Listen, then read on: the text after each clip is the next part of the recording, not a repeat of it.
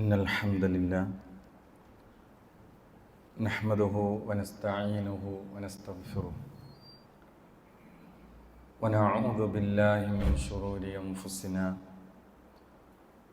ومن سيئات أعمالنا من يهده الله فلا مضل له ومن يضلله فلا هادي له وأشهد أن لا إله إلا الله وحده لا شريك له وأشهد أن محمدًا عبده ورسوله أرسله بالهدى ودين الحق ليظهره على الدين كله ولو كره المشركون.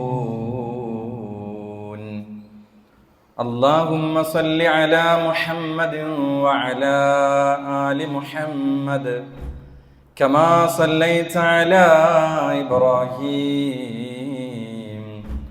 وعلى آل إبراهيم إنك حميد مجيد. وبارك على محمد وعلى آل محمد كما باركت على إبراهيم وعلى آل إبراهيم إنك حميد مجيد. أما بعد فإن خير الكلام كلام الله وخير الهدي هدي محمد صلى الله عليه وسلم وشر الأمور محدثاتها وكل محدثة بدعة وكل بدعة ضلالة وكل ضلالة في النار. أعوذ بالله من الشيطان الرجيم. يا أيها الذين آمنوا اتقوا الله حق تقاته ولا تموتن إلا وأنتم مسلمون. يا أيها الناس اتقوا ربكم الذي خلقكم من نفس واحدة وخلق منها زوجها وبث منهما رجالا كثيرا ونساء واتقوا الله الذي تساءلون به والأرحام إن الله كان عليكم رقيبا. يا أيها الذين آمنوا اتقوا الله وقولوا قولا سديدا يصلح لكم أعمالكم ويغفر لكم ذنوبكم ومن يطع الله ورسوله فقد فاز فوزا عظيما. بسم الله الرحمن الرحيم. فاعلم أنه لا إله إلا الله. رب اشرح لي صدري ويسر لي أمري വഹ്ലുൽ ഉഖ്ദത മിൻ ലിസാനി യഫ്ഖഹു ഖൗലി. ഏറെ സ്നേഹം നിറഞ്ഞ സത്യവിശ്വാസികളെ, സത്യവിശ്വാസിനികളെ, സഹോദരങ്ങളെ, സഹോദരിമാരെ, നാം ഏവരെയും സൃഷ്ടിക്കുകയും പരിപാലിക്കുകയും സദാസമയവും അതിസൂക്ഷ്മമായി നമ്മെ കാണുകയും അറിയുകയും കേൾക്കുകയും ചെയ്യുന്ന ഈ ലോകത്തിൻ്റെ സൃഷ്ടാവായ അല്ലാഹു സുബ്ഹാനഹു വ തആലയുടെ വിധിവിലക്കുകൾ, നിയമനിർദ്ദേശങ്ങൾ, പ്രവാചകൻ സല്ലല്ലാഹു അലൈഹി വസല്ലമയുടെ സുന്നത്തുകൾ ജീവിതത്തിൻ്റെ എല്ലാ രംഗത്തും പാലിച്ച് പകർത്തി ജീവിക്കണേ എന്ന് എന്നോടെന്ന പോലെ ഓരോരുത്തരെയും ഓർമ്മപ്പെടുത്തുകയാണ്, വസിയത്ത് ചെയ്യുകയാണ്. മഹാനായ പ്രവാചകൻ സല്ലല്ലാഹു അലൈഹി വസല്ലം മിഅ്റാജിൻ്റെ യാത്രാവേളയിൽ ജിബ്രീൽ അലൈഹിസ്സലാമിയുടെ കൂടെയുള്ള ആ യാത്രയിൽ ആകാശലോകത്ത് പ്രത്യേകമായ ഒരു സ്ഥലത്ത് എത്തിയപ്പോൾ വളരെ നല്ല ഒരു സുഗന്ധം, ദുനിയാവിൽ ഇതുവരെ അനുഭവിച്ചിട്ടില്ലാത്ത ഒരു നല്ല പരിമളം പ്രവാചകൻ അനുഭവിക്കുകയാണ്.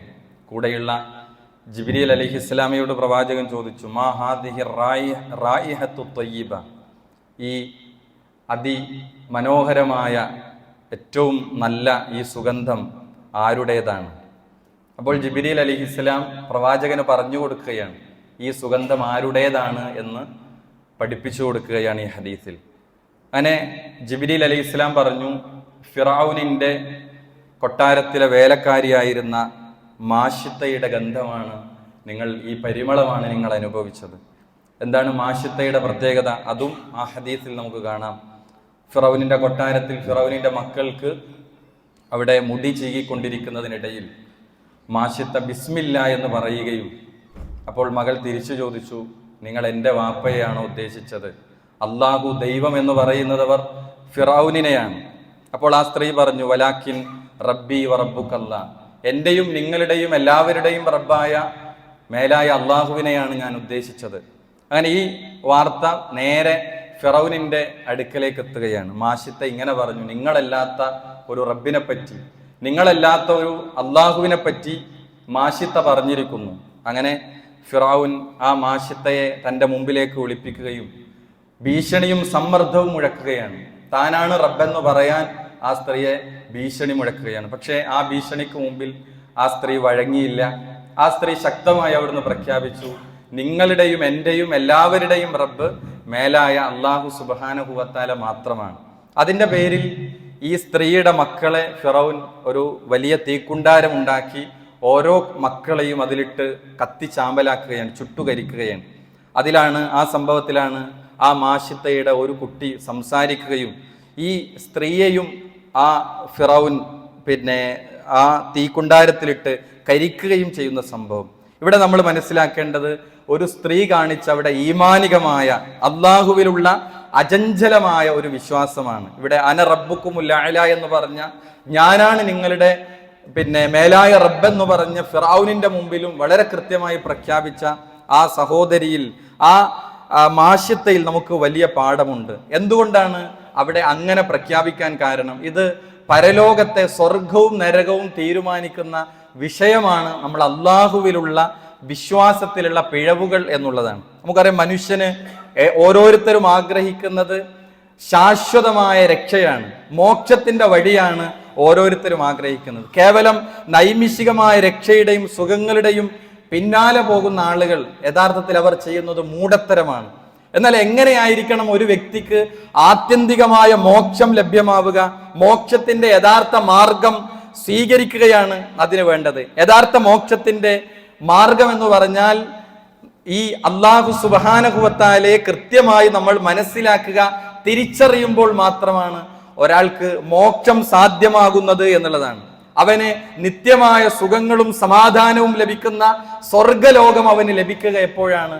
അള്ളാഹുവിൽ അചഞ്ചലമായ വിശ്വാസം, ലാ ഇലാഹ ഇല്ലല്ലാഹ് എന്നത് പ്രഖ്യാപിക്കുകയും അവന്റെ പ്രവർത്തനങ്ങളിൽ അത് കാണുകയും ചെയ്യുമ്പോൾ മാത്രമാണ് അവന് വിജയത്തിന്റെ മോക്ഷത്തിന്റെ വഴികളിൽ അവനിൽ ഉണ്ടാവുക എന്നുള്ളതാണ്. മനുഷ്യൻ ആദ്യം അറിയേണ്ടതും അവൻ പഠിക്കേണ്ടതും വിശുദ്ധ ഖുർആൻ നമുക്ക് പറഞ്ഞു തന്നു. ലാ ഇലാഹ ഇല്ലല്ലയെ പറ്റിയാണ് ഒരു മനുഷ്യൻ ആദ്യം പഠിക്കേണ്ടത്. മഹാനായ മുഹമ്മദ് നബി സല്ലല്ലാഹു അലൈഹി വസല്ലമയോട് അല്ലാഹു സുബ്ഹാനഹു വ തആല സൂറത്ത് മുഹമ്മദിലെ 19-ാമത്തെ ആയത്തിൽ പ്രവാചകനോട് പറയാണ്, ഫഅലം, പ്രവാചകരെ നീ അറിയുക, പഠിക്കുക, അന്നഹു ലാ ഇലാഹ ഇല്ലല്ലാഹ്, അല്ലാഹുവല്ലാതെ ആരാധനക്കർഹനായി മറ്റാരുമില്ല. ആ ലാ ഇലാഹ ഇല്ലല്ലാഹ് എന്ന കലിമത്ത് അറിയണം. അതാണ് ഒന്നാമത്തെ അറിവ്. മനുഷ്യൻ ആർജിച്ചെടുക്കേണ്ട, മനുഷ്യൻ പഠിക്കേണ്ട, അറിയേണ്ട ഏറ്റവും പ്രധാനപ്പെട്ട അറിവ് സാക്ഷാൽ ആരാധ്യനെ പറ്റി അറിയുക. അൽ ഇലാഹ്, അതാണ് അല്ലാഹു എന്ന് പറയുന്നത്, സാക്ഷാൽ ആരാധ്യൻ. ദൈവത്തിന്, ലോകത്തിന്റെ സൃഷ്ടാവിന് അറബിയിൽ പറയുന്ന നാമമാണ് യഥാർത്ഥത്തിൽ അല്ലാഹു എന്ന പദം എന്നുള്ളത്. ഇവിടെ മുഹമ്മദ് നബി സല്ലല്ലാഹു അലൈഹി വസല്ലമയോടും ലോകത്തുള്ള മനുഷ്യരോടെല്ലാം ഈ കലിമത്തു തൗഹീദ്, ലാ ഇലാഹ ഇല്ലല്ലാഹ് എന്ന ഈ കലിമത്ത് പഠിക്കാനാണ് വിശുദ്ധ ഖുർആൻ ആവശ്യപ്പെടുന്നത്. കാരണം അവനാണ്, അല്ലാഹു സുബ്ഹാനഹു വ തആലയാണ് മനുഷ്യരെയും അവർക്ക് മുമ്പുള്ള എല്ലാവരെയും സൃഷ്ടിച്ചു പരിപാലിക്കുന്നത് ആ റഹ്മാനായ റബ്ബ് മാത്രമാണ്. അതുകൊണ്ട് തന്നെ ലാ ഇലാഹ ഇല്ലല്ലാഹ് എന്ന് പറയുമ്പോൾ നമ്മളുടെ എല്ലാ ഇബാദത്തുകളും ആരാധനകളും ആ റഹ്മാനായ റബ്ബിനോട് മാത്രം, അള്ളാഹുവിനോട് മാത്രം. നമ്മൾ വിശുദ്ധ ഖുർആൻ എടുത്ത് മറിച്ചു നോക്കുമ്പോൾ അതിലെ ഒന്നാമത്തെ കൽപ്പന ആരോടാണ്? യാ അയ്യുഹന്നാസ് എന്ന് വിളിച്ചുകൊണ്ട് ഒന്നാമത്തെ കൽപ്പന ആരോടാണ്? സൂറത്തുൽ ബഖറയിലെ 21-ാമത്തെ ആയത്ത്, യാ അയ്യുഹന്നാസ്, ഓ മനുഷ്യരെ, ഉഅ്ബുദൂ റബ്ബക്കുമുല്ലദീ ഖലഖക്കും, നിങ്ങളെയും വല്ലദീന മിൻ ഖബ്ലിക്കും, നിങ്ങൾക്ക് മുമ്പുള്ളവരെയും സൃഷ്ടിച്ച ആ റബ്ബിനെ നിങ്ങൾ ആരാധിക്കണം. അപ്പോൾ റബ്ബിനെ ആരാധിക്കാനാണ്, റബ്ബിനെ ഇബാദത്തുകൾ ചെയ്യാനാണ് ഒന്നാമത്തെ മനുഷ്യരോടുള്ള അള്ളാഹുവിന്റെ കൽപ്പന എന്നതാണ്. ഇവിടെ നമ്മൾ മനസ്സിലാക്കേണ്ടത് തൗഹീദാണ്, ലാ ഇലാഹ ഇല്ലല്ലയാണ് ഒരു മനുഷ്യന് ആത്യന്തികമായ ശാശ്വതമായ വിജയം നൽകുന്നത്. ഈ ലാ ഇലാഹ ഇല്ലല്ല ഉൾക്കൊണ്ട് ജീവിക്കുമ്പോൾ മാത്രമാണ്. എന്താണ് തൗഹീദ് എന്ന് പറഞ്ഞാൽ? വഹദ യുവഹിദു തൗഹീദ് എന്ന് പറഞ്ഞാൽ ഏകനാക്കുക എന്നതാണ്. ഏതിലാണ് അവൻ ഏകനാക്കേണ്ടത്? അവന്റെ റുബൂബിയത്തിൽ. അള്ളാഹുവാണ് ഈ ലോകത്തെ മുഴുവൻ സൃഷ്ടിചരാചരങ്ങളെയും സൃഷ്ടിച്ച് പരിപാലിക്കുന്നത് എന്ന റബ്ബ് എന്ന അർത്ഥത്തിൽ അള്ളാഹു ഏകനാണ്. അതിൽ ആർക്കും പങ്കില്ല. ലോകത്തെ നിയന്ത്രിക്കുന്നത്, ആകാശഭൂമികളെ സൃഷ്ടിച്ചത്, മഴ പെയ്യിപ്പിക്കുന്നത് എല്ലാം അള്ളാഹു മാത്രം. അതാണ് അള്ളാഹു മാത്രമാക്കലാണ്. രണ്ടാമത്തത് ഉലൂഹിയത്തിൽ ആരാധനകളാകുന്ന എന്തൊക്കെയുണ്ടോ അതെല്ലാം അള്ളാഹു സുബ്ഹാനഹു വ തആലക്ക് മാത്രം. അത് പ്രാർത്ഥനയാകട്ടെ, നേർച്ചകളാകട്ടെ, വഴിപാടുകളാകട്ടെ, സുജൂദുകളാകട്ടെ, ബലിയർപ്പണങ്ങളാകട്ടെ, എന്താകട്ടെ അതെല്ലാം അള്ളാഹുവിന് മാത്രം. അതാണ് ഉലൂഹിയത്ത്, ആരാധനയിലുള്ള ഏകത്വം. മൂന്നാമത്തത് അസ്മാഇ വസിഫാത്താണ്. അള്ളാഹുവിന് പ്രത്യേകമായി പറയപ്പെട്ട നാമഗുണ വിശേഷണങ്ങൾ അള്ളാഹുവിന് മാത്രം. അപ്പൊ ഈ മൂന്ന് കാര്യത്തിലും അള്ളാഹുവിനെ ഏകനാക്കലാണ് യഥാർത്ഥത്തിൽ തൗഹീദ്. ഏതിലൊക്കെയാണ്? റുബൂബിയത്തിലും ഉലൂഹിയത്തിലും അസ്മാ വസിഫാത്തിലും. ഇത് മൂന്നും പറഞ്ഞ വിശുദ്ധ ഖുർആനിലെ ഒരായത്താണ് സൂറത്തു മറിയമിലെ 65-ാമത്തെ ആയത്ത്. റബ്ബുസ് സമാവാതി വൽ അർദി വമാ ബൈനഹുമാ, ആകാശഭൂമികളുടെ റബ്ബ്, അവക്കിടയിലുള്ളതിന്റെ റബ്ബ്. ഫഅ്ബുദുഹു, അവനെ മാത്രം നിങ്ങൾ ആരാധിക്കുക. വസ്തബിർ ലിഇബാദതിഹി, അവനെ ആരാധിക്കുന്നതിൽ ക്ഷമയോടെ നിങ്ങൾ ഉറച്ചു നിൽക്കുക. ഹൽ തഅലമു ലഹു സമീയ, അവന് പേരൊത്ത വല്ലവരെയും നിങ്ങൾക്കറിയുമോ? മൂന്നും ഒരായത്തിൽ അല്ലാഹു സുബ്ഹാനഹു വ തആല നമ്മളെ പഠിപ്പിച്ചു തരികയാണ്. മാത്രമല്ല തൗഹീദ് മനസ്സിലാക്കാതെ ഒരാൾക്ക് രക്ഷ ലഭിക്കില്ല എന്നാണ്. ഇസ്ലാമിൽ മറ്റെല്ലാ കാര്യങ്ങളും, ഏതു കാര്യങ്ങൾ നിങ്ങൾ എടുത്തു നോക്കിക്കോ, അതെല്ലാം തൗഹീദിനു ശേഷമാണ്. ഇതിനു വേണ്ടിയാണ് അള്ളാഹു മനുഷ്യരെ സൃഷ്ടിച്ചിരിക്കുന്നത് തന്നെ. വിശുദ്ധ ഖുർആനിലെ സൂറത്തു ദാരിയാത്തിലെ 56, വമാ ഖലഖ്തുൽ ജിന്ന വൽ ഇൻസ ഇല്ലാ ലിയഅ്ബുദൂൻ, മനുഷ്യനെയും ജിന്നിനെയും നാം സൃഷ്ടിച്ചിട്ടില്ല ഇല്ലാ ലിയഅ്ബുദൂൻ, അള്ളാഹുവിനെ മാത്രം ആരാധിക്കുന്നതിന് വേണ്ടിയല്ലാതെ. അപ്പോൾ ഇവിടുത്തെ സുഖം അല്ല, ശാശ്വതമായ സുഖം എന്നത് സ്വർഗത്തിലാണ്. ആ സ്വർഗീയ സുഖം ലഭിക്കാൻ, നിലനിൽക്കുന്ന സുഖം ലഭിക്കാൻ അള്ളാഹുവിനെ അറിയുകയും അവനെ മാത്രം ആരാധിക്കുകയും ചെയ്യുന്നതിലൂടെ മാത്രമാണ്. ഇതിന് വിപരീതമായ ശിർക്ക് നമ്മുടെ ഒരാളുടെ ജീവിതത്തിൽ സംഭവിച്ചാൽ എന്താണ് അയാൾക്ക് വരുന്ന നഷ്ടം? അയാൾ തീരാ നഷ്ടത്തിലായിരിക്കുമെന്നാണ് വിശുദ്ധ ഖുർആൻ പറയുന്നത്. നമ്മൾ നേരത്തെ പറഞ്ഞ മൂന്ന് കാര്യത്തിൽ എവിടെയെങ്കിലും അവന് പങ്കാളികളെ, സമന്മാരെ ചേർത്താൽ ഒരാൾ ശിർക്ക് ചെയ്തു. റുബൂബിയത്തിൽ, ഉദാഹരണത്തിന് ലോകം നിയന്ത്രിക്കുന്നത് അല്ലാഹുവല്ലാത്ത മറ്റൊരു ശക്തിയാണ്, മറ്റൊരു വ്യക്തിയാണ് എന്നൊരാൾ പറഞ്ഞാൽ അയാൾക്ക് റുബൂബിയത്തിൽ ശിർക്ക് സംഭവിച്ചു. മഴ പെയ്യിപ്പിക്കുന്നത് അള്ളാഹുവിന് പുറമെ മറ്റൊരാൾക്ക് പങ്കുണ്ടെന്ന് പറഞ്ഞാൽ അയാൾ റുബൂബിയത്തിൽ ശിർക്ക് ചെയ്തിരിക്കുന്നു. അതേപോലെ തന്നെ ഉലൂഹിയത്തിലെ ശിർക്ക് എങ്ങനെയാണ്? അയാളുടെ പ്രാർത്ഥനകൾ അള്ളാഹുവല്ലാത്ത മറ്റൊരു ശക്തിയിലേക്ക് അയാൾ സമർപ്പിച്ചാൽ അയാളുടെ ആഗ്രഹങ്ങൾ, അയാൾക്ക് രോഗം മാറാൻ, അതേ മക്കൾ ലഭിക്കാൻ, അതേപോലെയുള്ള കാര്യങ്ങൾക്ക് അള്ളാഹുവല്ലാത്ത ശക്തികളിലേക്ക്, വ്യക്തികളിലേക്ക് അയാൾ തിരിയുമ്പോൾ അയാളുടെ ജീവിതത്തിൽ ഉലൂഹിയത്തിൽ അയാൾക്ക് ശിർക്ക് സംഭവിക്കുന്നു.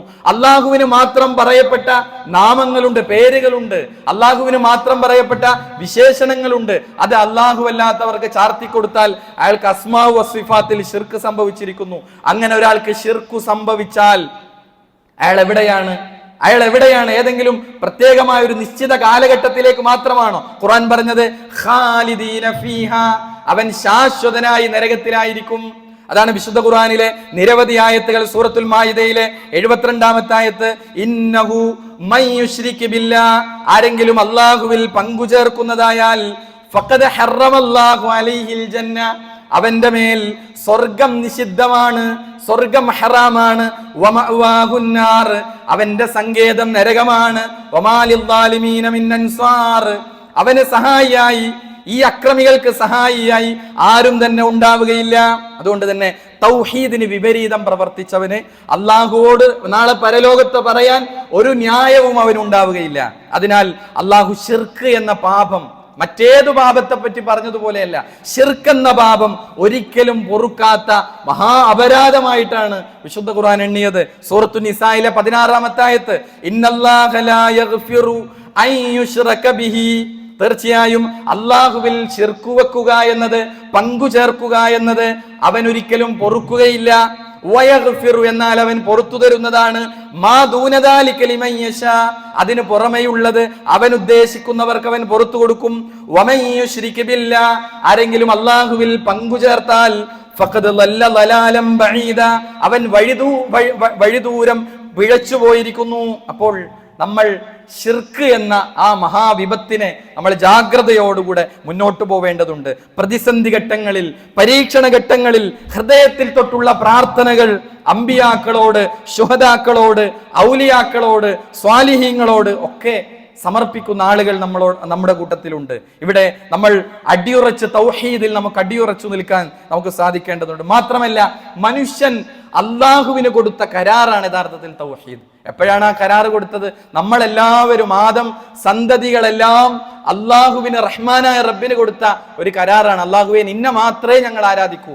എവിടെയാണ് കരാറ് കൊടുത്തത്? ആ കരാറ് പലരും ലംഘിച്ചുകൊണ്ടിരിക്കുകയാണ്. എവിടെയാണ് ആ കരാറുള്ളത്? സൂറത്തുൽ അറാഫിലെ 172 ആയത്തിൽ ആ കരാറിനെ പറ്റി വിശുദ്ധ ഖുർആൻ പറയുന്നുണ്ട്. എന്താണ് ആ കരാറ്? വഇദ് അഖദ റബ്ബുക മിൻ ബനി ആദമ മിൻ ദുഹൂരിഹിം ദുർരിയതഹും, നിന്റെ റബ്ബ് ആദം സന്തതികളിൽ നിന്ന് അവരുടെ മുതുകുകളിൽ നിന്ന് അവരുടെ സന്താനങ്ങളെ പുറത്തു കൊണ്ടുവന്നു. നമ്മളൊക്കെ പുറത്തു കൊണ്ടുവന്നു. എന്നിട്ട് അങ്ങനെ അവരുടെ കാര്യത്തിൽ അവരെ തന്നെ അവൻ സാക്ഷി നിർത്തുകയും ചെയ്തു. എന്നിട്ട് അവരോട് ചോദിച്ചു, അലസ്തു ബി റബ്ബിക്കും. അല്ലാഹ് നമ്മളോടൊക്കെ ചോദിച്ച കാര്യമാണ്. ആദം സന്തതികളോടെല്ലാം അല്ലാഹ് ചോദിച്ചു, അലസ്തു ബി റബ്ബിക്കും, ഞാനല്ലയോ നിങ്ങളുടെ റബ്ബ്, ഞാനല്ലയോ യഥാർത്ഥ ആരാധ്യൻ? നമ്മളടങ്ങുന്ന ആദം സന്തതികളോട് മുഴുവൻ അല്ലാഹ് ചോദിച്ച ചോദ്യമാണ്. അതിന് നമ്മളെല്ലാം പറഞ്ഞ മറുപടി എന്താ? ഖാലു, അവര് പറഞ്ഞു, ബലാ ഷഹിദ്നാ, ഞങ്ങളിതാ സാക്ഷ്യം വഹിച്ചിരിക്കുന്നു. അൻ തഖൂലു യൗമൽ ഖിയാമത്തി ഇന്നാ കുന്നാ അൻ ഹാദാ ഗാഫിലീൻ, അങ്ങനെ ഞങ്ങൾ സാക്ഷ്യം വഹിച്ചു, തീർച്ചയായും ഞങ്ങൾ ഇതിനെപ്പറ്റി ശ്രദ്ധയില്ലാത്തവരായിരുന്നു, ഞങ്ങൾക്കറിയില്ലായിരുന്നു എന്ന് നിങ്ങൾ പരലോകത്ത് പറയാതിരിക്കാനാണ് ഇങ്ങനെ ഒരു കരാർ അല്ലാഹു നിങ്ങളിൽ നിന്ന് വാങ്ങിയത്. അപ്പൊ അല്ലാഹ് നമ്മളിൽ നിന്ന് വാങ്ങിയ ഒരു കരാറാണ് യഥാർത്ഥത്തിൽ എന്ത്? തൗഹീദുമായി ബന്ധപ്പെട്ട കാര്യം. ഇത് പഠിപ്പിക്കാനാണ്. ഈ കരാർ വാങ്ങുക മാത്രമല്ല, അത് പഠിപ്പിക്കാൻ ലോക ചരിത്രത്തിൽ ആദം നബി അലൈഹിസ്സലാം മുതൽ ചരിത്രത്തിൽ എത്രയെത്ര പ്രവാചകന്മാരാണ് കടന്നു വന്നത്. 1,25,000 നബിമാർ ലോകത്ത് കടന്നു വന്നു എന്നാണ് ചരിത്ര പണ്ഡിതന്മാർ പറയുന്നത്. ആ പ്രവാചകന്മാരെല്ലാം ലോകത്ത് അവരെ പ്രത്യേകമായി തെരഞ്ഞെടുത്ത് അയച്ചതിന്റെ പിന്നിലെ ലക്ഷ്യം എന്തായിരുന്നു? ആ ലക്ഷ്യം വിശുദ്ധ ഖുർആൻ പറയുന്നുണ്ട്. സൂറത്തുൽ അംബിയ 21-ാം അധ്യായം സൂറത്തുൽ അംബിയായിലെ 25-ാമത്തെ ആയത്തിൽ അല്ലാഹ് പറയാണ്, വമാ അർസൽനാ മിൻ ഖബലിക മിർ റസൂലിൻ, പ്രവാചകനോട്, മുഹമ്മദ് നബിയോട് സല്ലല്ലാഹു അലൈഹി വസല്ലമയോട് അല്ലാഹ് പറയാണ്, പ്രവാചകരെ, താങ്കൾക്ക് മുമ്പ് ഒരു റസൂലിനെയും നാം അയച്ചിട്ടില്ല. ഇല്ലാ നൂഹി ഇലൈഹി അന്നഹു ലാ ഇലാഹ ഇല്ലാ അന ഫഅബ്ദൂൻ, ഞാനല്ലാതെ ആരാധനക്കർഹനായി മറ്റാരുമില്ലെന്ന വഹി നൽകപ്പെട്ടിട്ടല്ലാതെ ലോകത്ത് ഒരു നബിയും വന്നിട്ടില്ല. അപ്പൊ എല്ലാ നബിയും വന്നത്, ഓരോ നബിമാരും വന്ന കാലഘട്ടത്തിൽ വ്യത്യസ്ത തിന്മകൾ ഉണ്ടായിരുന്നു അവരിൽ. ലൂത്ത് നബി കടന്നു വന്ന സമുദായത്തിൽ സ്വവർഗരതി, സദൂം എന്ന ദേശക്കാർ, സഡോമിസം എന്ന് പറയുന്ന ലോക ചരിത്രത്തിലെ 1-ാമത്തെ പാപം ചെയ്തവർ, അളവിലും തൂക്കത്തിലും കൃത്രിമം കാണിച്ചവർ, മദ്യം ഉപയോഗിച്ചവർ, വ്യഭിചരിച്ചവർ, എല്ലാം വ്യത്യസ്ത നബിമാർ വന്ന കാലഘട്ടത്തിൽ വ്യത്യസ്ത തിന്മകൾ ഉണ്ടായിട്ടും ആദ്യം അവർ ഏതിലാണ് നബിമാർ ശ്രദ്ധ കൊടുത്തത്? തൗഹീദിലേക്കാണ് ക്ഷണിച്ചത്. അള്ളാഹു മാത്രമാണ് ആരാധനക്കർഹൻ എന്ന ആ വിശ്വാസത്തിലേക്കാണ് ആദ്യം ഈ സമുദായത്തെ പ്രവാചകന്മാർ ക്ഷണിച്ചത്. അന്ത്യപ്രവാചകൻ മുഹമ്മദ് നബി സല്ലല്ലാഹു അലൈഹി വസല്ലമ വരുന്ന കാലഘട്ടത്തിൽ ഇരുണ്ട യുഗത്തിലെ ജാഹിലിയ അറബികളിൽ ഉണ്ടായിരുന്ന വ്യഭിചാരവും മദ്യപാനവും അതേപോലെ തന്നെ ചൂതാട്ടവും എല്ലാം സാർവത്രികമായ ഒരു കാലഘട്ടം. ആയിഷ റളിയല്ലാഹു അൻഹ പറയാണ്, പ്രവാചകൻ ആദ്യം ഞങ്ങളിൽ വന്ന് വ്യഭിചരിക്കരുത് എന്നാണ് പറഞ്ഞിരുന്നതെങ്കിൽ ഞങ്ങൾ വ്യഭിചാരം ഒഴിവാക്കുമായിരുന്നില്ല. ആദ്യം ഞങ്ങളോട് മദ്യപിക്കരുത് എന്നാണ് പറഞ്ഞിരുന്നതെങ്കിൽ ഞങ്ങൾ മദ്യം ഒഴിവാക്കുമായിരുന്നില്ല. പക്ഷേ പ്രവാചകൻ ആദ്യം ജാഹിലിയ അറബികളോട് ആദ്യം പറഞ്ഞത് ലോകത്തിന്റെ സൃഷ്ടാവിനെ പറ്റിയാണ്, അള്ളാഹുവിനെ പറ്റിയാണ്. ആ അള്ളാഹുവിനെ മാത്രം ആരാധിക്കണം എന്നതിനാണ്. ഇത് പറഞ്ഞപ്പോഴാണ് അവർ സ്വാഭാവികമായും അള്ളാഹുവിനെ പറ്റി അവർ അറിയുകയും അതിലൂടെയാണ് അവർ സംസ്കരിക്കപ്പെട്ടത് എന്നാണ് ആയിഷ റളിയല്ലാഹു അൻഹ പറയുന്നത്. അതുകൊണ്ട് തന്നെ അടിമക്ക് അള്ളാഹുവിനോടുള്ള ബാധ്യതയുണ്ട്. ഒരു ഹദീസിൽ പ്രവാചകൻ ഒരു അടിമക്ക് അള്ളാഹിനോടുള്ള പ്രധാന ബാധ്യത അവനെ ഏകനാക്കുക, അവനെ ആരാധിക്കുക എന്നതാണ്.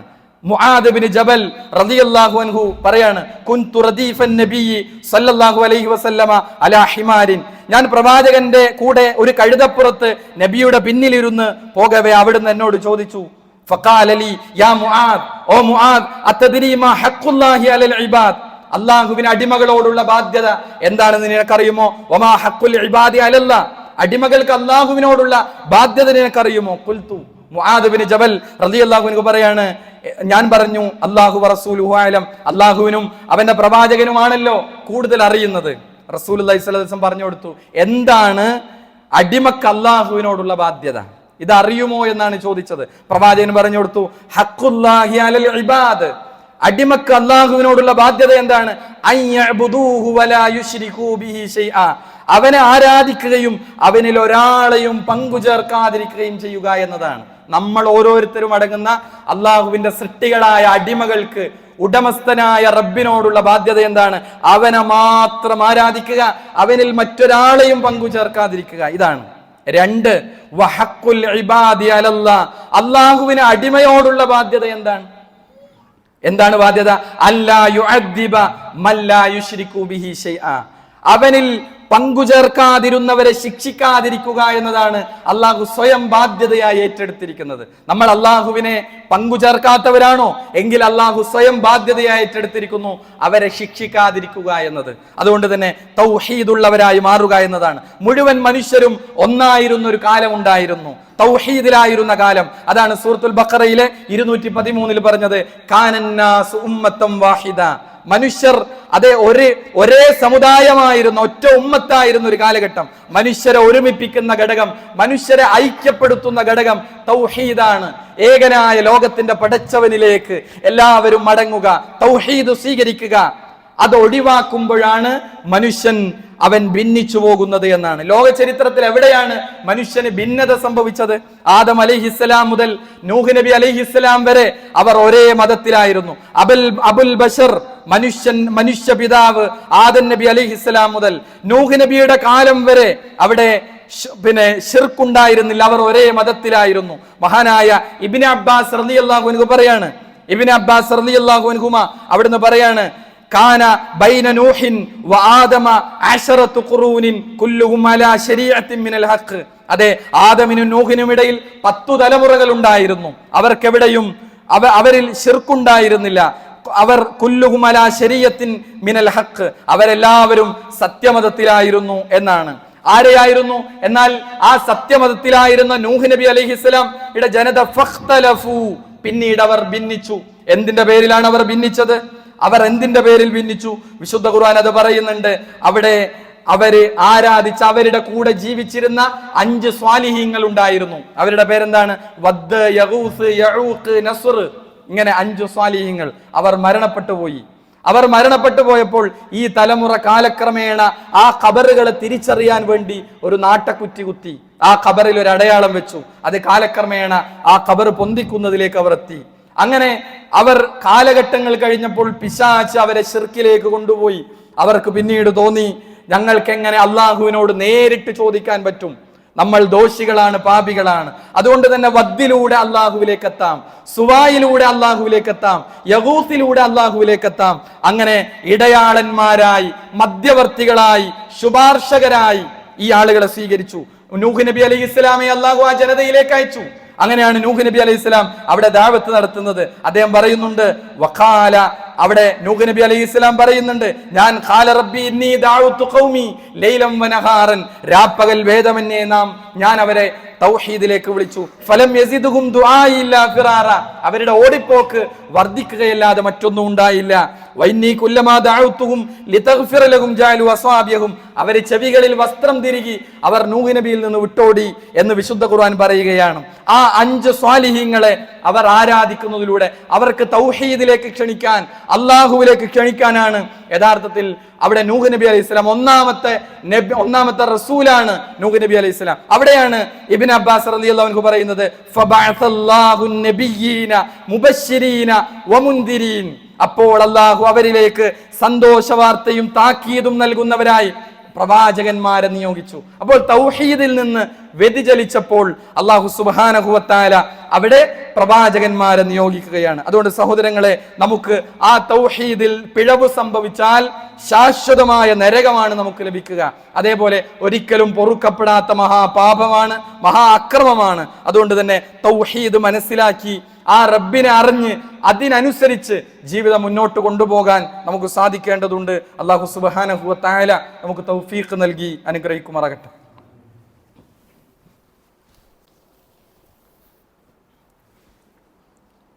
അൽഹംദുലില്ലാഹ് വസ്സലാത്തു വസ്സലാമു അലാ റസൂലില്ലാഹ് വഅലാ ആലിഹി വസഹ്ബിഹി അജ്മഈൻ. അമ്മാ ബഅദ്. അല്ലാഹു സുബ്ഹാനഹു വ തആലയുടെ വിധിവിലക്കുകൾ, നിയമനിർദ്ദേശങ്ങൾ ജീവിതത്തിൻ്റെ എല്ലാ രംഗത്തും പാലിച്ച് പകർത്തിക്കൊണ്ട് ജീവിക്കണേ എന്ന് ഒരിക്കൽ കൂടി ഓർമ്മപ്പെടുത്തുകയാണ്, വസിയത്ത് ചെയ്യുകയാണ്. നമ്മൾ പറഞ്ഞത് തൗഹീദിലൂടെ, ലാ ഇലാഹ ഇല്ലല്ലാഹ് എന്ന കലിമത്തു തൗഹീദിലൂടെ മാത്രമേ ഒരു വ്യക്തിക്ക്, ഒരു മനുഷ്യന് ശാശ്വതമായ വിജയം സാധ്യമാവൂ എന്നുള്ളതാണ്.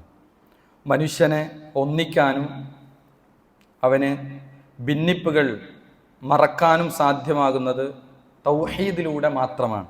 കാരണം ലോകത്തിൻ്റെ ഏകനായ അള്ളാഹുവിലേക്ക് മാത്രം ഒരാൾ തൻ്റെ ആരാധനകൾ സമർപ്പിക്കുമ്പോൾ, തൻ്റെ വിശ്വാസം അള്ളാഹുവിലേക്ക് മാത്രമാകുമ്പോൾ എല്ലാവർക്കും ഒന്നിക്കാൻ കഴിയുന്ന ഒരു ആശയമാണ് യഥാർത്ഥത്തിൽ തൗഹീദ് എന്നുള്ളത്. അത് പഠിക്കാനും അത് മനസ്സിലാക്കാനും നമ്മൾ സന്നദ്ധമാകേണ്ടതുണ്ട്. ഇവിടെ അള്ളാഹുവിനെ ഏകനാക്കി മുന്നോട്ടു നീങ്ങുന്ന പാതയാണ് യഥാർത്ഥത്തിൽ സിറാത്തുൽ മുസ്തഖീം എന്ന് പറഞ്ഞാൽ നേരായ ചൊവ്വായ ആ നേർമാർഗം എന്ന് നമ്മൾ പറയുന്നത് ഇതാണ്. തൗഹീദിന്റെ വഴി സ്വീകരിച്ച് മുന്നോട്ട് പോകുന്ന ആളുകളാണ്. യഥാർത്ഥത്തിൽ മനുഷ്യന്റെ ഉള്ളിന്റെ ഉള്ളിലടങ്ങിയ ഒരു ഫിത്രത്താണ്, പ്രകൃതമാണ് യഥാർത്ഥത്തിൽ തൗഹീദ് എന്നത്. ഏകനായ റബ്ബിനെ മാത്രമാണ് ആരാധിക്കേണ്ടത് എന്ന ആ വിശ്വാസം മനുഷ്യന്റെ ഫിത്രത്താണ്, മനുഷ്യന്റെ പ്രകൃതമാണ് യഥാർത്ഥത്തിൽ. ഇതിൽ നമുക്ക് മുന്നോട്ട് പോവാൻ സാധിക്കണമെങ്കിൽ, അതിൽ ചാഞ്ചല്യങ്ങൾ വരാതെ, അതിൽ പിഴവുകൾ സംഭവിക്കാതെ നമ്മൾ മുന്നോട്ട് പോകാൻ ആത്മാർത്ഥമായി നമ്മൾ ഒരു ദിവസം 17 തവണ നമ്മൾ അള്ളാഹുവിനോട് ദുആ ചെയ്യുന്നത് യഥാർത്ഥത്തിൽ ഈ സിറാത്തുൽ മുസ്തഖീമിൽ അടിയുറച്ചു നിർത്താൻ വേണ്ടിയാണ്. സൂറത്തുൽ ഫാത്തിഹയിലൂടെ നമ്മൾ 17 തവണ നിർബന്ധമായും ഈ വാചകം പറയുന്നു നിർബന്ധ നമസ്കാരങ്ങളിൽ. എന്താണ്? ഇഹ്ദിന സിറാത്തുൽ മുസ്തഖീം, അള്ളാഹുവേ ഞങ്ങളെ നേരായ ചൊവ്വായ മാർഗത്തിൽ നീ വഴി നടത്തേണമേ, ഞങ്ങളെ ചേർക്കേണമേ. അതാണ് നിരന്തരം നമ്മൾ പ്രാർത്ഥിക്കുന്നത് ഈ തൗഹീദിന്റെ വഴിയിൽ. മാത്രമല്ല അതിനു വേണ്ടി പ്രവാചകൻ സല്ലല്ലാഹു അലൈഹി വസല്ലമ രാത്രി നമസ്കാരങ്ങളിൽ പ്രാർത്ഥിച്ചിരുന്നു എന്നാണ്. ആയിഷ റളിയല്ലാഹു അൻഹയോട് ചോദിച്ചു ഒരു സഹാബി, പ്രവാചകൻ രാത്രി നമസ്കാരം എങ്ങനെയായിരുന്നു പ്രവാചകൻ ആരംഭിച്ചിരുന്നത്, ഏതു പ്രാർത്ഥന കൊണ്ടായിരുന്നു? അപ്പോൾ ആയിഷ ബീവി റളിയല്ലാഹു അൻഹ പറഞ്ഞത്, കാന ഇദാ ഖാമ യുസല്ലി മിനൽ ലൈൽ, അവിടുത്തെ രാത്രി നമസ്കാരം ആരംഭിക്കുമായിരുന്നു എങ്ങനെ? അല്ലാഹുമ്മ റബ്ബ ജബ്രായീല വ മീകായീല വ ഇസ്രാഫീൽ, ഇസ്രാഫീലിന്റെ മീകായിലിന്റെ ജിബ്രീലിന്റെ റബ്ബായ അല്ലാഹുവേ, ഫാത്തിറസ് സമാവാതി വൽ അർദ്, ആകാശ ഭൂമികളുടെ റബ്ബേ, ആലിമൽ ഗൈബി വശഹാദ, ദൃശ്യവും അദൃശ്യവുമായ എല്ലാ കാര്യങ്ങളും അറിയുന്ന അല്ലാഹുവേ, അൻത തഹ്കുമു ബൈന ഇബാദിക ഫീമാ കാനൂ ഫീഹി യഖ്തലിഫൂൻ, നിന്റെ അടിമകൾക്കിടയിൽ ഭിന്നിപ്പുള്ള കാര്യത്തിൽ വിധിക്കുന്നവൻ നീയാണ് റബ്ബേ. അതുകൊണ്ട് ഇഹ്ദിനി, നീ എന്നെ സത്യത്തിലേക്ക് വഴി നടത്തേണമേ, ലിമഖ്തുലിഫ ഫീഹി മിനൽ ഹഖ് ബിഇദ്നിക്, ഭിന്നിച്ചിട്ടുള്ളതിൽ സത്യത്തിലേക്ക് നിന്റെ അനുമതിയോടെ എന്നെ നയിക്കണമേ. ഇന്നക തഹ്ദീ മൻ തശാഉ ഇലാ സിറാത്തിൻ മുസ്തഖീം, തീർച്ചയായും നീ ഉദ്ദേശിക്കുന്നവരെ നേരായ സിറാത്തുൽ മുസ്തഖീമിലേക്ക് നീ നയിക്കുന്നു എന്നാണ്. അതുകൊണ്ട് സഹോദരങ്ങളെ, ഇത് ആത്മാർത്ഥമായി പ്രാർത്ഥിക്കാൻ നമുക്ക് സാധിക്കേണ്ടതുണ്ട്. ഭിന്നിക്കരുത് എന്നത് അത് വിശുദ്ധ ഖുർആനിന്റെ താക്കീതാണ്. അതുകൊണ്ട് തന്നെ നമ്മൾ തൗഹീദിന്റെ വഴിയിലാണ് നമുക്ക് ഒന്നിക്കാൻ കഴിയുക എന്നുള്ളതാണ്. അതാണ് വിശുദ്ധ ഖുർആൻ പറഞ്ഞത്, വഅ്തസിമു ബിഹബ്ലില്ലാഹി ജമീഅൻ വലാ തഫറഖു, നിങ്ങൾ അല്ലാഹുവിന്റെ പാർശ്വത്തെ മുറുകെ പിടിക്കുക, വലാ തഫറഖു, നിങ്ങൾ ഭിന്നിച്ചു പോകരുത്. അപ്പോൾ തൗഹീദിൽ അടിയുറച്ചുകൊണ്ടുള്ള ആ ഒരു ഐക്യം നമ്മളിൽ ഉണ്ടായി വരേണ്ടതുണ്ട്.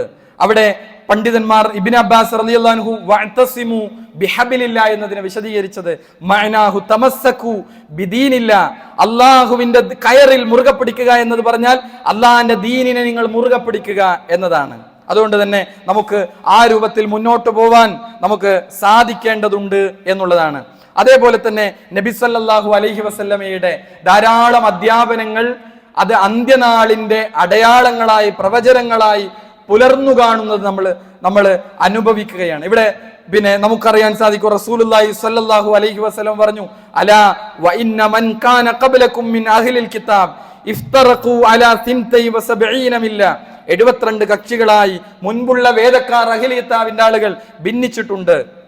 എന്നാൽ വഇന്ന ഹാദിഹിൽ മില്ലത തതഫ്തരിഖു സതഫ്തരിഖു അലാ 73 ഫിന്നാർ, എന്നാൽ 73 കക്ഷികളാകും. ഈ സമുദായം 73 കക്ഷികളായി ഭിന്നിക്കും. അതിൽ 72 നരകത്തിലാണ്. വവാഹിദത്തുൻ ഫിൽ ജന്ന, അതിൽ ഒരു വിഭാഗം മാത്രമാണ് സ്വർഗത്തിന്റെ കക്ഷിയായുള്ളത്. പ്രവാചകൻ അവരെ പ്രത്യേകമായി പറഞ്ഞു. അവിടെ സഹാബികൾ ചോദിച്ചു, മൻഹും, പ്രവാചകരെ അവരാരാണ്? ആ സത്യത്തിന്റെ അഹ്ലുസുന്നയുടെ യഥാർത്ഥ കക്ഷി ആരാണ്? പ്രവാചകൻ അവർക്ക് കൊടുത്ത മറുപടി വഹുമുൽ ജമാഅ, അവർ ഒരു സംഘം ആളുകളാണ്. അൽ ജമാഅ എന്നാണ് ഒരു റിപ്പോർട്ടിൽ പറഞ്ഞത്. മറ്റൊരു റിപ്പോർട്ടിലുള്ളത് ഹും മൻ മാ അന അലൈഹിൽ യൗമ വസ്ഹാബി, ഞാനും എൻ്റെ സഹാബികളും ഇന്ന് ഏതൊരു മാർഗത്തിലാണോ ആ മാർഗത്തെ അവലംബിച്ചവർ ആരാണോ അവരാണ് ആ സംഘം. അവരെയാണ് നമ്മൾ അഹ്ലുസുന്നത്തി വൽ ജമാഅ എന്ന് പറയുന്നത്. അവരെയാണ് നമ്മൾ ഫിർഖത്തുൻ നാജിയ എന്ന് പറയുന്നത്. അവരെയാണ് നമ്മൾ ത്വായിഫത്തുൻ മൻസൂറ എന്ന് പറയുന്നത്. അവരെയാണ് ഹദീസുകളിൽ ഖുറബാക്കൾ എന്ന് പറയുന്നത്. അവരെയാണ് നമ്മൾ അഹ്ലുസുന്ന, സുന്നത്തിന്റെ ആളുകൾ എന്ന് പറയുന്നത്. ഈ 72 പ്രവാചകൻ പറഞ്ഞ ആ ഒരു കക്ഷിയെയാണ് വ്യത്യസ്ത പേരുകളിൽ വിശുദ്ധ ഖുർആൻ നമുക്ക് പരിചയപ്പെടുത്തി തന്നത്. ഇവിടെ റസൂലുള്ളാഹി സ്വല്ലല്ലാഹു അലൈഹി വസല്ലം പറഞ്ഞ മറ്റൊരു ഹദീസ് നമുക്ക് കാണാൻ സാധിക്കും. ഇവിടെ ഭിന്നതകൾ സംഭവിക്കുമ്പോൾ അത് പ്രത്യേകിച്ച് തൗഹീദിന്റെ കാര്യത്തിൽ ഒരിക്കലും ഒരു ചാഞ്ചല്യവും നമ്മളിൽ ഉണ്ടാകാൻ പാടില്ല. അവിടെ സംഭവിച്ചാൽ ചെയ്യേണ്ട രീതി എന്താണ്? ആളുകൾ ഹദീസുകൾ പറയുന്നു, അതേപോലെ വിശുദ്ധ ഖുർആനിന്റെ ആയത്തുകൾ അവർ പാരായണം ചെയ്യുന്നു. എന്നാൽ അവിടെ ഭിന്നതയുള്ള വിഷയങ്ങളിൽ എന്തു നിലപാട് സ്വീകരിക്കണം? അവിടെ പ്രവാചകൻ കൃത്യമായി അതിനുള്ള ഒരു രീതിശാസ്ത്രത്തെ നമുക്ക് പഠിപ്പിച്ചു തന്നു. എന്താ? ഫഇന്നഹു മൻ യഅ്ശ് മിൻകും ബഅദി, നിങ്ങൾ എനിക്കു ശേഷം ജീവിക്കുന്നതായാൽ ഫസയറ ഇഖ്തിലാഫൻ കസീറ, ധാരാളം അഭിപ്രായ ഭിന്നതകൾ നിങ്ങൾ കണ്ടേക്കും. ഫഅലൈക്കും ബിസുന്നതി, നിങ്ങൾ എൻ്റെ ചര്യയെ, എൻ്റെ സുന്നത്തിനെ നിങ്ങൾ മുറുകെ പിടിക്കുക. വസുന്നത്തിൽ ഖുലഫാഇൽ മഹ്ദിയീൻ അർ-റാഷിദീൻ, എൻ്റെ സച്ചരിതരായ പിൻഗാമികളുടെയും ചര്യയെ നിങ്ങൾ മുറുകെ പിടിക്കുക. അപ്പോൾ ഒരു ആയത്തിനെ, പ്രവാചകന്റെ ഒരു ഹദീസിനെ എങ്ങനെയാണ് നമ്മൾ മനസ്സിലാക്കുകയും ഉൾക്കൊള്ളുകയും ചെയ്യേണ്ടത്? അവിടെ നമുക്ക് തോന്നിയതുപോലെ വ്യാഖ്യാനിക്കാൻ കഴിയുമോ? ഇല്ല.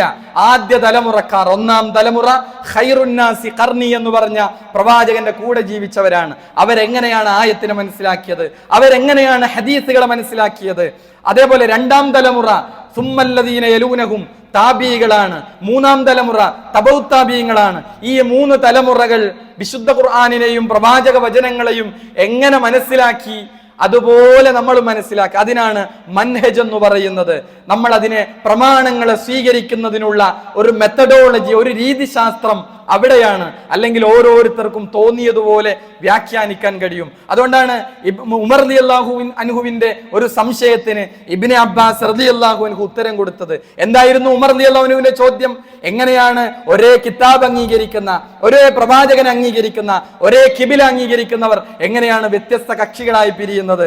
അപ്പോൾ ഇബ്നു അബ്ബാസ് കൊടുത്ത മറുപടി, അല്ലയോ അമീറുൽ മുഅ്മിനീൻ, നമ്മളിലേക്കാണ് വിശുദ്ധ ഖുർആൻ ഇറങ്ങിയത്, നമുക്കാണ് ഹദീസ്, നമ്മളാണ് ആദ്യം ഹദീസുകൾ കേട്ടത്. എന്നാൽ ഒരു കാലം വരും പ്രവാചകൻ സല്ലല്ലാഹു അലൈഹി വസല്ലമക്ക് ഇറങ്ങിയ ആയത്തുകളെ തെറ്റായി വ്യാഖ്യാനിക്കുന്ന, ഹദീസുകളെ തെറ്റായി വ്യാഖ്യാനിക്കുന്ന. എന്നാൽ നമ്മൾ എങ്ങനെ മനസ്സിലാക്കി? ആ സലഫു സ്വാലിഹീങ്ങൾ മനസ്സിലാക്കിയെടുത്തു നിൽക്കുക. പ്രത്യേകിച്ചും തൗഹീദിന്റെ കാര്യത്തിൽ നമ്മൾ അടിയുറച്ചു നിൽക്കുക. അവിടുത്തെ ഭിന്നതകൾ നമുക്ക് പരലോകത്ത് നഷ്ടപ്പെടുത്തും എന്ന് നമ്മൾ തിരിച്ചറിയുക. അല്ലാഹു സുബ്ഹാനഹു വ തആല നമുക്ക് തൗഹീദിന്റെ വഴിയിൽ അടിയുറച്ചു നിൽക്കാനും അത് ഉൾക്കൊള്ളാനും മരിക്കുന്നതുവരെ ആ ഈമാനിൽ അല്ലാഹുവിലുള്ള വിശ്വാസത്തിൽ അടിയുറച്ച് മുന്നോട്ട് പോകാനും ആ കലിമത്തു തൗഹീദ് ഉച്ചരിച്ച് മരിക്കുന്ന യഥാർത്ഥ മുവഹിദീങ്ങളിൽ, മുഅ്മിനീങ്ങളിൽ, മുത്തഖീങ്ങളിൽ അല്ലാഹു ഇനി ഞങ്ങളേവരെയും ഉൾപ്പെടുത്തി അനുഗ്രഹിക്കണമേ. നമ്മിൽ നിന്ന് വന്നുപോയ ചെറുതും വലുതുമായ എല്ലാ തെറ്റുകുറ്റങ്ങളും അല്ലാഹു ഇനി ഞങ്ങൾക്ക് വിട്ടുപുറത്ത് മാപ്പാക്കി തരണമേ. നമ്മിൽ നിന്ന് രോഗം കൊണ്ട് കഷ്ടപ്പെടുന്ന ധാരാളം ആളുകൾ അല്ലാഹു ഇനി അവർക്കെല്ലാം ശിഫ നൽകി അനുഗ്രഹിക്കണമേ. നമ്മിൽ നിന്ന് മരണപ്പെട്ടു പോയ മുഅ്മിനീങ്ങൾ അല്ലാഹു ഇനി അവർക്ക് മഗ്ഫിറത്തും മർഹമത്തും നൽകി അനുഗ്രഹിക്കണമേ. ലോകത്തിന്റെ വ്യത്യസ്ത ഭാഗങ്ങളിൽ പ്രയാസങ്ങൾ, പീഡനങ്ങൾ അനുഭവിക്കുന്ന മുസ്ലിം ഉമ്മത്ത് അല്ലാഹു ഇനി അവർക്ക് നിർഭയത്വവും സമാധാനവും രക്ഷയും നൽകി അനുഗ്രഹിക്കണമേ. പ്രത്യേകിച്ചും ഫലസ്തീനിലെ മുസ്ലിമീങ്ങൾ അവർ വിശപ്പിനാൽ പ്രയാസപ്പെടുന്നു, കഷ്ടപ്പെടുന്നു. അല്ലാഹു അവരുടെ പ്രയാസങ്ങൾ ദൂരീകരിച്ച് അവർക്ക് വിജയം നൽകി അനുഗ്രഹിക്കണമേ. അല്ലാഹുമ്മ ഗ്ഫിർ ലിൽ മുഅ്മിനീന വൽ മുഅ്മിനാത്ത് വൽ മുസ്ലിമീന വൽ മുസ്ലിമാത്ത്. അല്ലാഹുമ്മ ഇന്നാ നസ്അലുക്കൽ ജന്ന. അല്ലാഹുമ്മ അജ്ർനാ മിനൻ നാർ. اللهم اعز الاسلام والمسلمين واذل الشرك والمشركين. ربنا تقبل منا انك انت السميع العليم. ربنا آتنا في الدنيا حسنه وفي الاخره حسنه وقنا عذاب النار. امين امين برحمتك يا ارحم الراحمين.